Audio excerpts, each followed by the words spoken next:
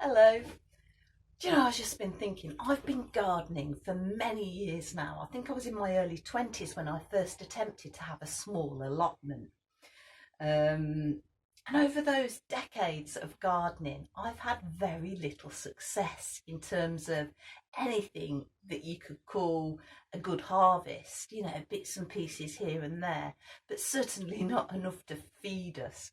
All of that changed last year when I started to read up on polyculture, intercropping, interplanting, and basically the concept of breaking all the rules.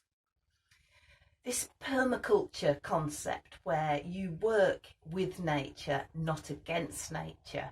Now, if you're the kind of person that really loves to follow guidelines and rules and you want those regimental rows of mono beds, mono meaning one plant in a certain bed or one row of a certain plant, polyculture might not be for you, because polyculture breaks all of those rules.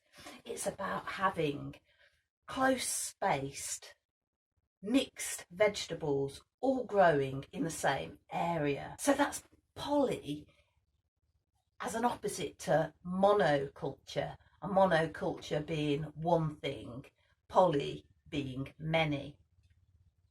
So I started experimenting with this last year, and last year I had my best success ever. Seriously, I don't think I can get a break with my filming. It was blowing a gale yesterday and all of the footage I recorded has had to be binned. Today, we've clearly got somebody mowing outside. So all of those years of failure, and something changed last year. I started to watch the wonderful Liz Zorab and Hugh Richards, and I really got into this idea of permaculture, polyculture growing. And it's basically breaking all of the rules. If you love your regimented rows or single beds of one thing growing and that calendar that tells you when and where to plant everything, polyculture gardening might not be for you. Because, as I say, it breaks all of those rules. Polyculture gardening is about having a multitude of different diverse planting in a single bed. It's about breaking some of those spacing rules, having things a little closer together. If you've got a variety of things growing in a single space, think about it. If you have a crop failure on the one thing, what's the chances that the other two things or three things are going to fail? Well, chances are you're going to get some success out of one or two of the other crops. I garden on a relatively small footprint compared to, say, an allotment. So I've got an 8x8 greenhouse with a big path running up the centre of it. I've got my secret garden, which is like a potager. It's all container growing, and that's about 8x8, but again, got paths running through it. And then I've got my new polytunnel, which is 12x15, again with paths. So I need to think about how to maximise that space. So that's another reason why polyculture growing is so right for me. You might wonder what I'm doing. I'm actually sowing some beetroot. I've got a bit carried away there and I've sown far too much of that variety. That's Moretta bolt resistance. I'm going to put some Pablo in. I'm actually sowing this beetroot to put into my polytunnel, and if you've watched any of my other videos, you'll see that it's already got quite a wide, diverse mixture of plants in there. I'm going to squeeze these in between the cucumbers, melons, tomatoes, basil and brassicas. I pickled my first beetroot of the season, created a little short on it, so 60 seconds quick video, but the details are in the description, the full recipe and the method. Have a look, have a go. They're a good example of the difference between a monoculture and a polyculture, because that was a monoculture. It was just beetroots growing in a plastic trough. I've got some other beetroot that's growing in a hexagonal raised bed, which is a polyculture. It's got onion, carrot, sweet corn. I'll show you in a little while. But in there, I've got Detroit golden and some red beetroot, and that hasn't bolted. That's doing remarkably well. So let's go and have a look at the successes I'm enjoying from adopting this interplanting polyculture, permaculture method of gardening. So here you can see in the corner, it's just a small space, but I've got a patty pan squash, I've got a tomato, and I've got a melon. Moving along, and there are 2 more melons there. Those are watermelons. So a polyculture garden is about having a variety of different plants all growing in the same space. And it's that idea that it's different levels of microorganism that complement each other. So no one thing has too much of an advantage over another. And that's a little bit different to, say, companion planting, where the idea is that you're growing one plant that particularly complements another because, for example, peas add nitrogen to the soil and you plant another plant afterwards or close by and they benefit from the nitrogen.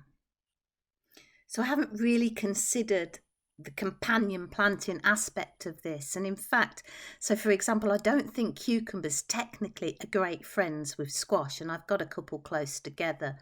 This is really about experimenting and seeing what does well where and just trying to get that really good mix. I've got some celery here. I'm not growing it for stalks, it was leftover celery. I'm growing it to let it go to seed and to flower, and that will help bring in predators and pollinators. So that's kind of from permaculture principles, and polyculture gardening kind of fits in with that, growing plants for the benefit of other plants. So nestled at the end there, I've got my butternut squash directly next to the cucumber. That's going to be an interesting experiment. But already, I think that cucumber's a little bit smaller than cucumbers I've got elsewhere. So it's a learning curve. I'm always trying to learn about what works and what doesn't work. So I've got some Brussels sprouts, and these are going to go in amongst the sweet peppers, cucumbers and tomatoes.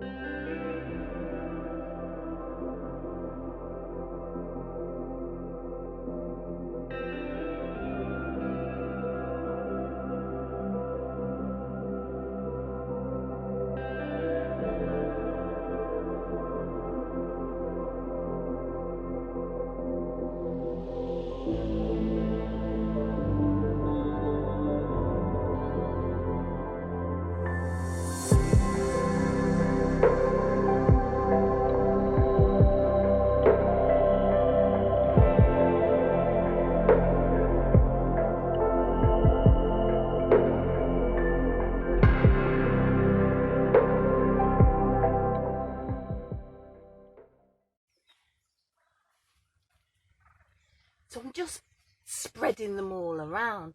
To be honest, I've germinated far too many and I've got absolutely nowhere to put them. So in for a penny, in for a pound. It's a fabulous experiment. Even if I don't get a harvest, I'm increasing that microbial diversity in the soil and in the growing atmosphere. I'm also going to interplant with a bit more calendula to help those pollinators. I'm also planting these calendula around about because it's going to be difficult to net these brassicas, and I want to see how well they can fool the cabbage white.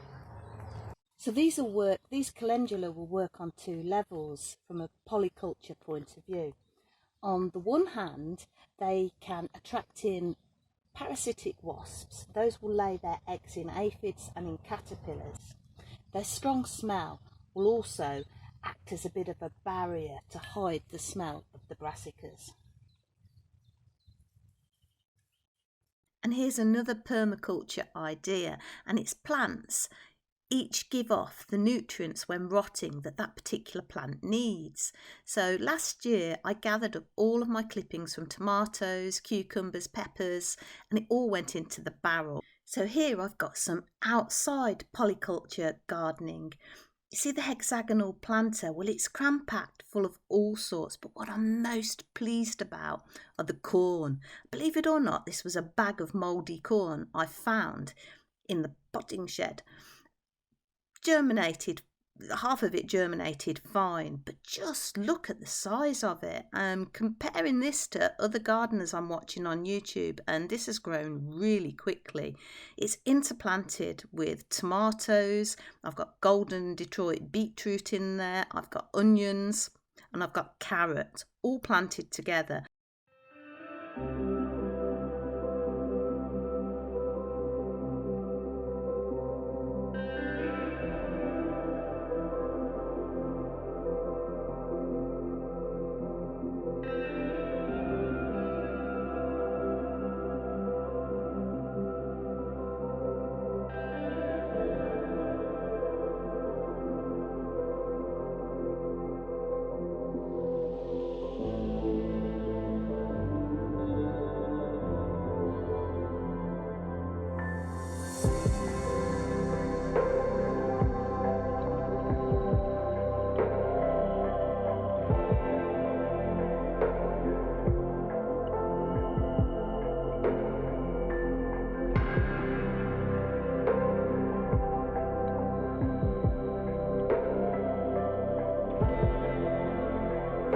On my way back to the potting shed, and I've just spotted this beautiful rose.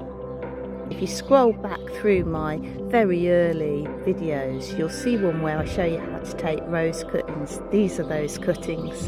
That's it for this episode of the Potting Shed, sheltering in the shade of the orchard. It's hot in the polytunnel. I hope I've inspired you to break some rules, have fun with your gardening, grow more. Take care.